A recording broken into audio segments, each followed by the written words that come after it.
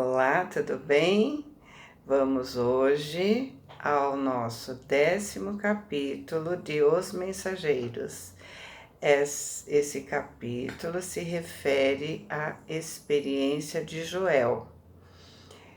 E aí ele começa dizendo, né, que eles se afastaram para um canto do salão. Ele acompanhou Vicente, que se dirigiu a um velhote de fisionomia simpática e perguntou ansioso: "Então, meu caro Joel, como vai?" E Joel teve uma expressão melancólica e informou: "Graças à bondade divina, me sinto bastante melhorado. Tenho ido diariamente às aplicações magnéticas dos gabinetes de socorro, no auxílio, e estou mais forte. E as vertigens cederam?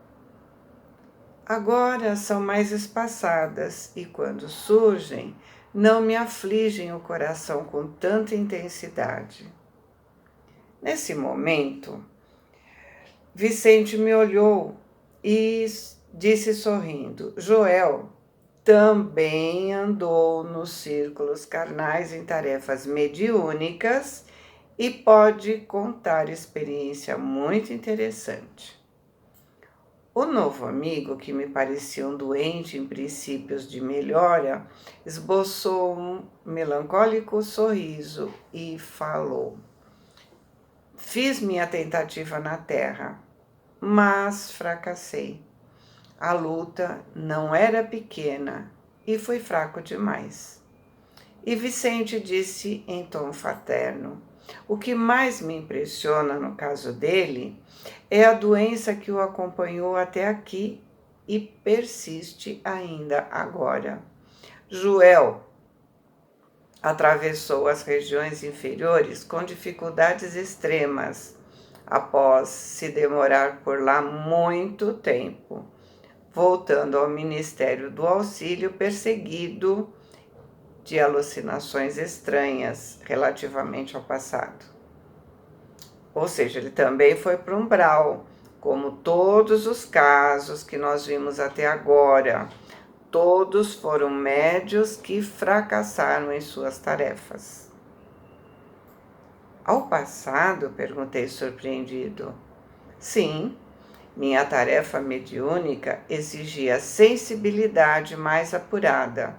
E quando me comprometi à execução do serviço, fui ao Ministério do Esclarecimento, onde me aplicaram tratamento especial que ampliou as minhas percepções.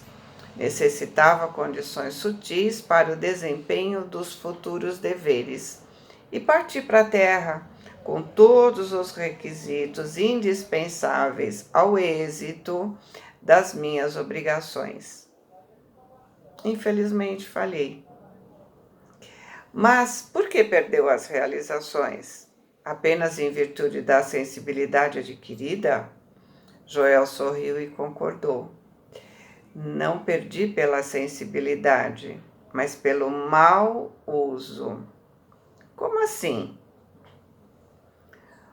"Meu amigo compreenderá sem dificuldades. Imagine que um cabedal, uma riqueza de patrimônio, né, dessa natureza, ao invés de auxiliar os outros, eu perdi a mim mesmo.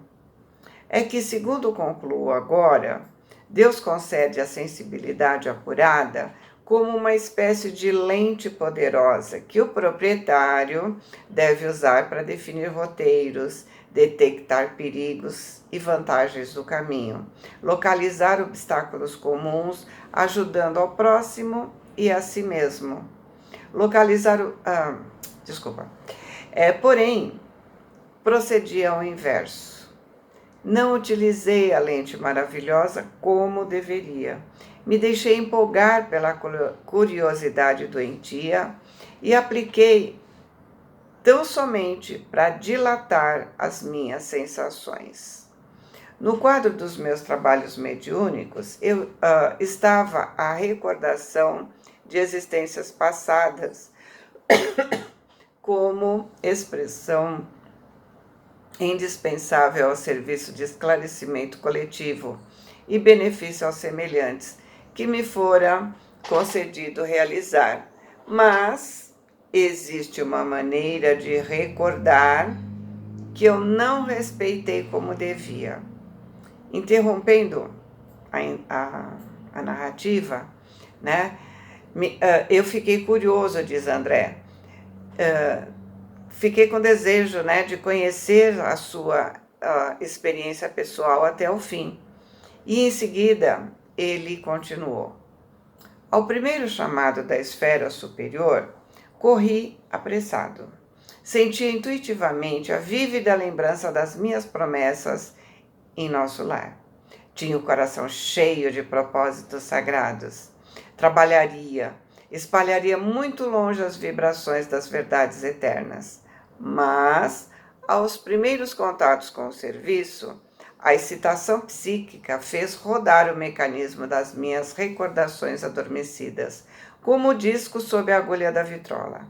E lembrei toda a minha penúltima existência, quando eu vestia batina sob o nome de Monsenhor Alejandro Pissarro, nos últimos períodos da Inquisição Espanhola. Foi então que abusei da lente sagrada a que me referi. A volúpia das grandes sensações, que pode ser tão prejudicial como o uso do álcool, que embriaga os sentidos, me fez esquecer os deveres mais santos. Bafejaram-me claridades espirituais de elevada expressão. Desenvolvi a clarividência, mas não estava satisfeito senão em rever meus companheiros visíveis e invisíveis no setor das velhas lutas religiosas. Me impunha a obrigação de localizar cada um deles no tempo, fazendo questão de reconstituir suas fichas biográficas, sem cuidar do verdadeiro aproveitamento no campo do trabalho construtivo. A audição psíquica se tornou muito clara. Entretanto, não queria ouvir os benfeitores espirituais sobre tarefas proveitosas, mas sim interpelá-los ousadamente em minha satisfação egoística.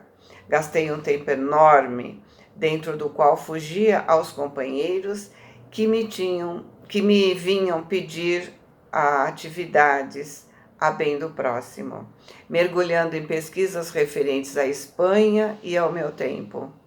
Ou seja, ele se desviou totalmente, né? No lugar dele fazer as tarefas que eram propostas lá no centro para todos, ele começou a pesquisar mais e mais para saber do passado, da vida dele, da época, exigia notícias dos bispos, de autoridades políticas da época, de padres amigos que haviam errado tanto quanto ele mesmo. Não faltaram generosas advertências. Frequentemente, os colegas do nosso grupo espírita chamavam a minha atenção para os problemas sérios da casa. Eram sofredores que nos batiam à porta, situações que reclamavam testemunho cristão.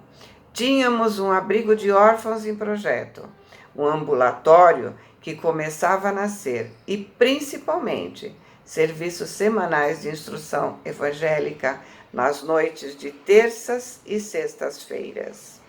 Mas que nada. Eu não queria saber senão das minhas descobertas pessoais.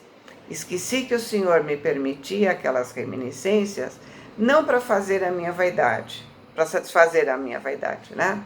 Mas para que entendesse a extensão dos meus débitos para com os necessitados do mundo e me entregasse a obra de esclarecimento e conforto aos feridos da sorte. Pura falta de equilíbrio dele, né, gente? Contrariando a expectativa dos abnegados amigos que me auxiliaram na obtenção da oportunidade sublime, não me movi no trabalho fraterno e me desinteressei da doutrina consoladora, que hoje revive o Evangelho de Jesus entre os homens. Somente procurei a rigor os que se encontravam afins comigo, desde o passado. Nesse propósito, descobri com evidentes sinais de identidade personalidades importantes do passado em relação comigo. Reconheci o senhor Higino de Salcedo, grande proprietário de terras, que me havia sido magnânimo protetor perante as autoridades religiosas da Espanha, reencarnado como trabalhador proletário, inteligente e honesto, mas em grande experiência de sacrifício individual. Ou seja, agora ele é pobre. Revi o velho Gaspar de Lorenzo, figura astuciosa de inquisidor cruel, que me quis muito bem, reencarnado como paralítico e cego de nascença. E desse modo, meu amigo, passei a existência de surpresa em surpresa, de sensação em sensação.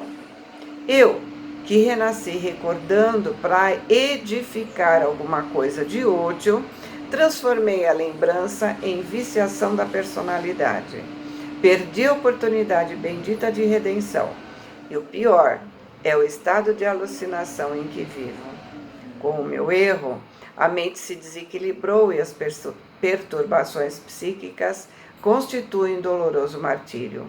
Então, sendo submetida a tratamento magnético de longo tempo. Nesse momento, porém, o interlocutor empalideceu de repente. Os olhos muito abertos vagueavam como se fixassem quadros impressionantes, muito distantes da nossa visão. Depois cambaleou, mas Vicente o amparou imediatamente e, passando a mão na sua testa, murmurava em voz firme: Joel, Joel, não se entregue às impressões do passado. Volte ao presente de Deus. Profundamente admirado, notei que ele regressava à expressão normal, esfregando os olhos, como quem volta a si mesmo. Então, gente, esse capítulo nos mostra que o mau uso da mediunidade desequilibra a nossa mente. Não é punição, não é ataque de perseguidores, é o remorso, é o mau uso. Assim como tem pessoas que, como as pessoas que fumam, né? Elas comprometem o pulmão e o coração e toda a circulação. Assim como as pessoas que bebem, elas desequilibram o fígado e todo o sistema digestivo. A pessoa que faz mais mau uso da mediunidade desequilibra a sua mente, desequilibra a sua vida. Como ele disse, né, ele se embriagou com aquela maravilha, né, e acabou se perdendo. O pensamento cria matéria, plasma sutil, né, a matéria, plasma sutil. E se o pensamento é negativo, ele polui todo o estado vibratório. A pessoa fica à mercê das suas criações. E quando ela sai do corpo, essas criações a visitam e a pessoa fica assustada. Ela atrai entidades inferiores que querem se beneficiar dessa sensibilidade. E aí o desajuste é muito grande. A mediunidade deve ser entendida com cuidado, com responsabilidade. Quando o médium sentir algo diferente, deve orar, pedir ajuda. A oração nos liga aos espíritos superiores, aqueles que nos amparam. A oração nos liga ao equilíbrio de que necessitamos. Mas quando não oramos e tomamos atitudes por nós mesmos, estou falando em termos de mediunidade, né? Nos ligamos a espíritos inferiores. Por isso, pense que o desequilíbrio que o médium encontra do lado de lá poderia ser evitado num trabalho sério, no uso correto da mediunidade. A mediunidade é uma ferramenta de trabalho, apenas de trabalho. Não devemos usá-la para benefício próprio. Os problemas que trazemos devem ser respeitados, porque educam. Lembra que ele falou lá em cima, né? Que ele encontrou um que era rico, que tinha ajudado muito ele e agora estava pobre. Aquele que está agora cego, paralítico, né? Por alguma coisa que ele fez no passado. Então, era para ele entender o porquê disso e não para ele simplesmente satisfazer a curiosidade. Ah, ele está paralítico porque ele fez isso, ele está cego porque ele fez aquilo. É para ele entender e para ele passar para as pessoas as consequências dos atos. Ou seja, ele estava assim tendo a prova, né, de que da ação e reação, da causa e efeito, né? Então, no passado ele foi assim, agora ele está dessa forma. E não, fulano, tá vendo? Ele era isso, olha agora como é que ele tá. Isso não é se educar, né? E, na verdade, como ele estava fazendo um abrigo para órfãos, ele estava trabalhando no centro, essa visão dele era para ser utilizada com essas pessoas, era para ele entender que aqueles órfãos provavelmente tinham abandonado filhos no passado e agora foram abandonados. Então, é para educar, era para chegar para as pessoas e dizerem, olha, nesse caminho você pode acabar assim. Por quê? Porque ele viu que alguém acabou assim. Então é mais fácil para ele passar para os outros, porque ele está vendo a consequência. Mas não, ele se deteve à simples curiosidade, né? A simples pesquisa para satisfazer a sua curiosidade. Então ele perdeu uma oportunidade de trabalho muito linda. E é isso que nós temos que tomar cuidado, né? Não perder a nossa oportunidade de trabalho. Verificar qual é a nossa mediunidade e usá-la para o bem.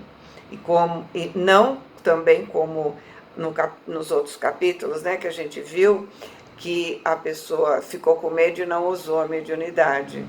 Então, ficar com medo e não usar ou usar mal, dá na mesma.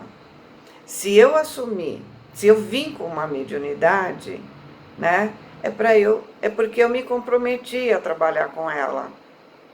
Então confia, viva em oração, viva ligado aos seus mentores, para não se ligar com espíritos inferiores ou